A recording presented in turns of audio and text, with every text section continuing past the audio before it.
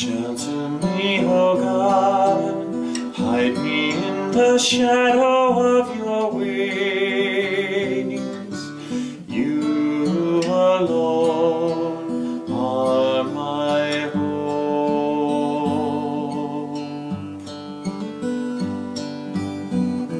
When my foes surround me, set me high above their reach.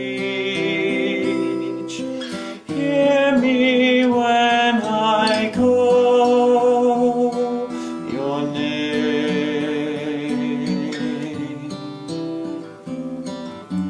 Shelter me, O God, hide me in the shadow of your wings. You alone are my hope.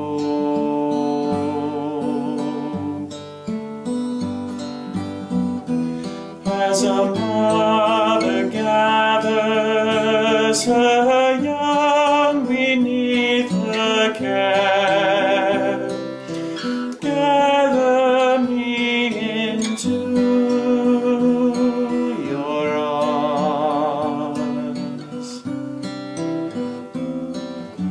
Shelter me, O God, hide me in the shadow of your wings. You alone are my hope.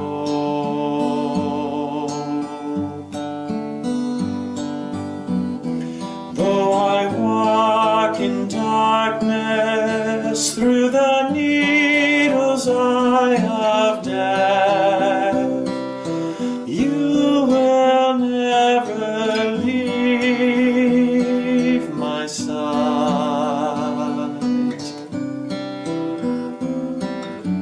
Shelter me, O God, hide me in the shadow of your wings. You alone are my hope.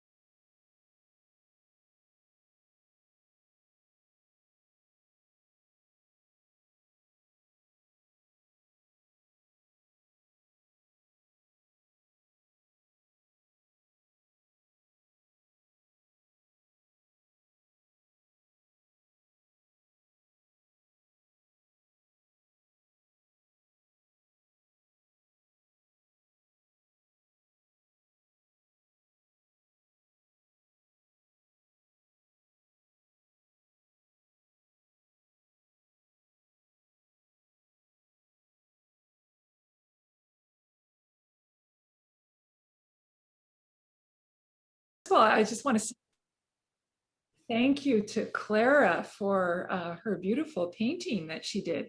Apparently, Clara spent the weekend farm sitting for some friends, and she did that painting while she was there. So I love that painting of the hen and the chicks.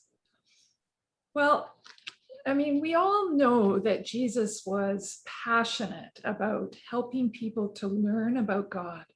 And that was because he wanted them to understand how much God loved them. And we also know that to talk about God, Jesus uses examples from everyday life. I don't know if you remember the story about how Jesus says God is like a woman who adds leaven to the flour to help the bread rise. Or he says, God's love is like seed that's scattered all over the ground, which produces an abundant and wonderful harvest. Or he says, God is like a good shepherd who cares for the sheep. So I'm going to try and share my screen now. So just give me a sec.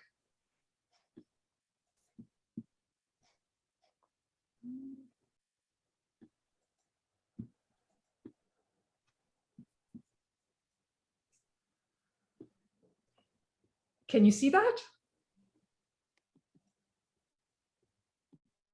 Can people see that? Sorry. Yes. Okay. Yes, we can. Okay, thank you. So today, Jesus tells people that he longs to gather the people of Jerusalem together like a hen gathers chicks under her wings. And it's a lovely image, and it's a feminine image of God, which is really lovely too, because we don't often have those. And I thought it would be good for us to think about chickens for a few minutes so we can help break open this image that Jesus uses. And I'm going to need all of your help for this. And I'm going to need the help of Liska, because I'm going to keep the pictures on the screen. And Liska is going to help with this section, because what I want to do is read you some statements about chickens. And I'd like you to tell me whether that statement is true or false. So, shall we begin? Okay, so let's think about that. We can ask people to raise their hands. We'll do true first, and then we'll do false, right? And then we'll see how that goes. Does that sound like a good method, Wendy? Sure. Yeah. All right. Okay, so the first statement, I'm going to see how much you know about chickens. Chickens usually lay an egg every day. Is that true or false? So chickens usually lay an egg every day. Is it okay? So let's do true first. So why don't you raise your hand if you think it's true? I think it's true. I think it's true. How many? Let's see. Sean, Joey, you think it's Justin? Kim Laguerre, you think it's true? Okay. Rona's not raising her hand. Okay. So how many people think that is false? How many people think that's a false statement? Oh, Kathy Kelly. Mary Bastido, they think that's false. How many other people? Rona says it must be false if Rona thinks. Chris, okay, yeah. Marianne says that's false. Okay, so Wendy, and it seems like we've got some in-betweeners too. Like we're not too sure. So let's see, Wendy, tell us, is it true or false? Well, actually, both groups are right, because it's mostly true that a hen lays one egg a day, but sometimes they don't lay any. And do you know that one hen was recorded as laying 9 eggs in one day? So there's a big variety but mostly they lay 1 egg a day. So it's mostly true. But I think you're all right, actually. So everybody got that one right. Excellent. What a great question. We're all right. So the next statement is the color of the chicken eggs is determined by the color of the hen's feathers. So does a brown hen lay brown eggs and a white hen lay white eggs? Is that true or false? Okay, let's do true first. Raise your hand if you think it's true. Mm-hmm. Justin says yes. Kim, Mary Bastido, Trish, Sean. Yep. Okay, let's see. I'm just looking across. Kim, you think that? Rona thinks it's true. Yeah. Sean thinks it's true. Angela thinks that's true. Okay. All right. And now let's see, is how many people think it's false? Hands up if you think it's false. Kathy Kelly says it's false. Kim also says it's false. And Justin as well. Guys, that's hedging your bets. I'm not sure we can vote twice. But well, you're covering all your bases, so fair enough. Go on. Wendy, is it true or false? It's actually false. It's the breed of the hen that determines the egg color. And if you look at that basket full of eggs, you can see that they're all kinds of beautiful colors. There's blue and green and brown, cream, just beautiful, beautiful colors. And it's actually the breed. And if you look at that black, have you ever seen a black chicken? That's a completely black chicken. And it actually lays eggs the same color as its feathers. But most hens, it's the breed that determines the color of the eggs. So isn't that great? Look at the colors there. It's amazing.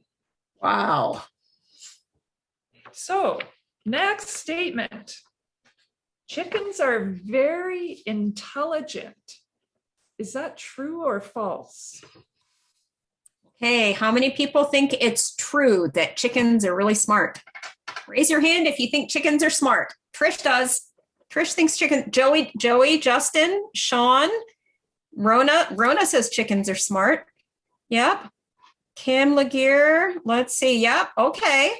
All right. So now let's have, Brian. Brian thinks chickens are smart. So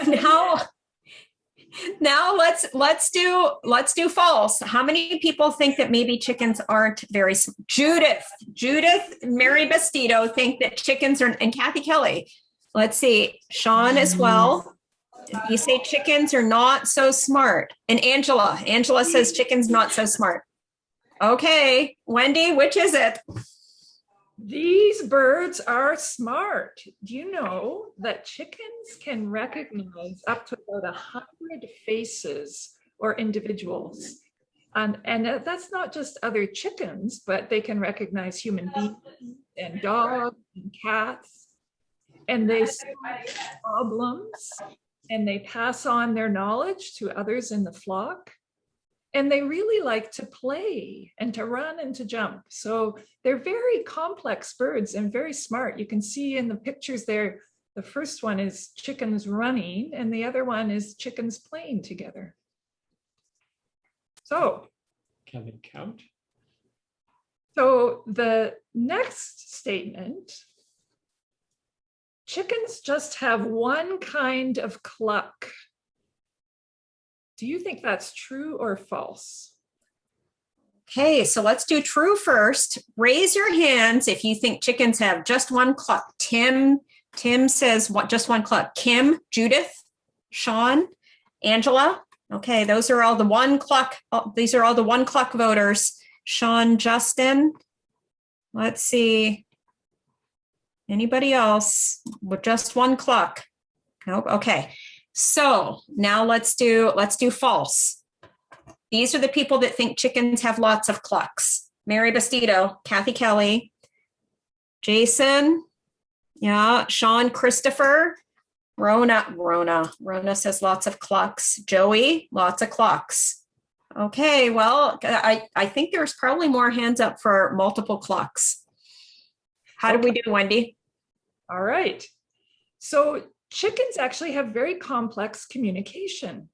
For example, if they see a dog coming near them and they're scared of dogs, they have a different cluck for that than if they saw a cat or a hawk coming, and they communicate amongst one another. So they have lots of different kinds of clucks to help them be together in the flock and to warn others. So they really are amazing birds. So last question or statement, mother hens talk to their chicks. Is that true or false? Okay, everybody. So if you think mother hens talk to their chicks, raise your hand high. Trish says yes. Kathy Kelly, Mary Bastido, Joey, Justin, Sean, Kim. Oh, lots of Tim. I see that hand raised. Yep. That's lots of votes for yeah. Helen Schlichter has raised her electronic hand as well. That's impressive, Helen. So yeah, okay, lots of people think Sean's got both hands up. You really believe strongly in your true answer, Sean. Excellent. Justin too. Kinley, oh boy, Wendy, I think you've really touched on something here. People feel strongly about this. Okay, so let's do false. How many people How many people think that mother hens do not speak to their chicks? Hands up if you think that's a false. Oh, Sean, Marianne, Brian, Brandon. Okay, we got some false votes too. Okay, Well, which is it, Wendy? well, mother hens actually begin teaching their chicks about their voice, talking to them while they're still in the eggs. And do you know, so that the chicks can recognize the voice or the cluck of their mother. So she begins while they're still in the eggs, and the chicks who are still in the eggs will respond to their mother's clucks with tiny peeping sounds. So it's amazing the way the hens begin very early to talk to their chicks. Well, so all those people with the double hand raised, you were onto something. Well, thank you, Wendy. That was that was very participatory.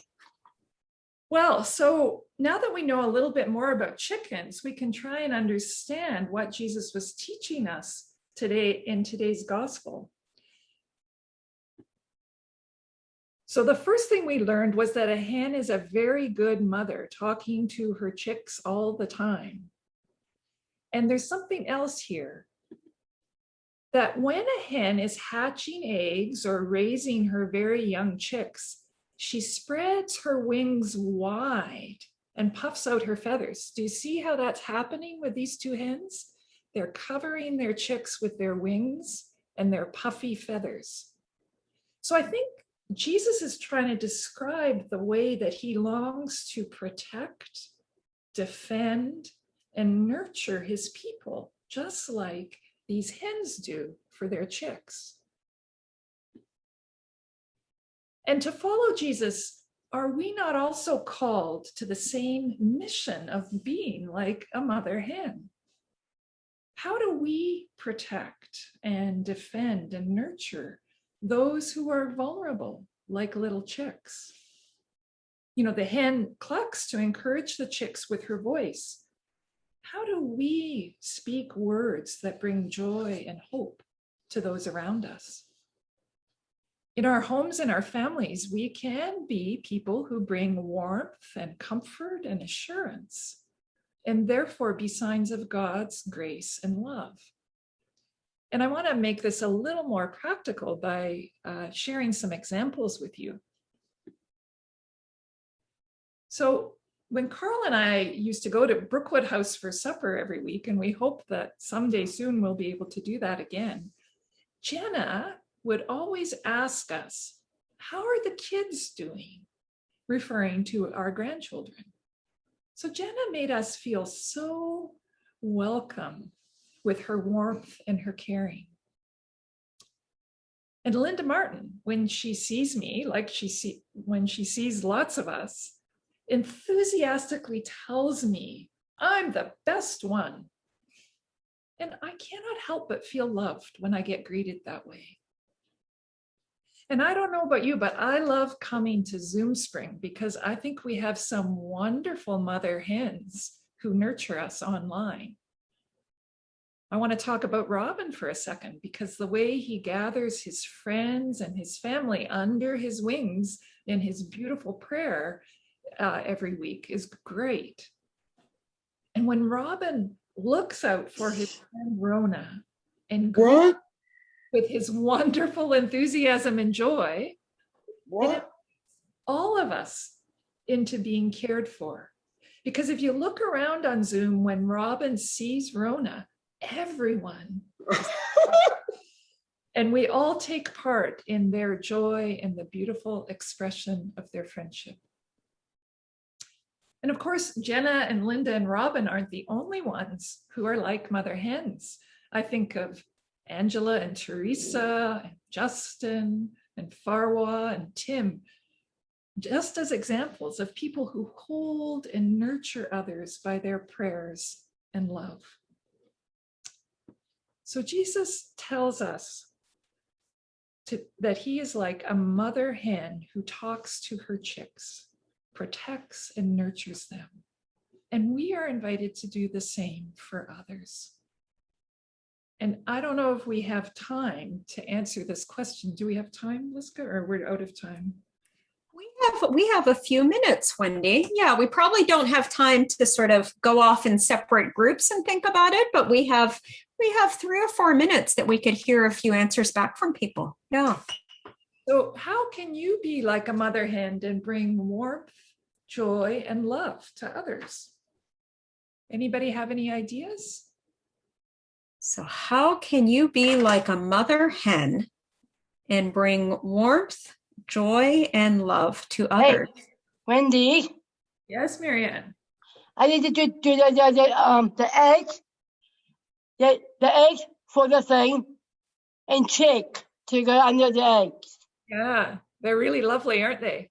right? Thank you, Marianne. Wendy, do you want to take your photo down so you can see everybody and they can talk to you? Yeah, they can.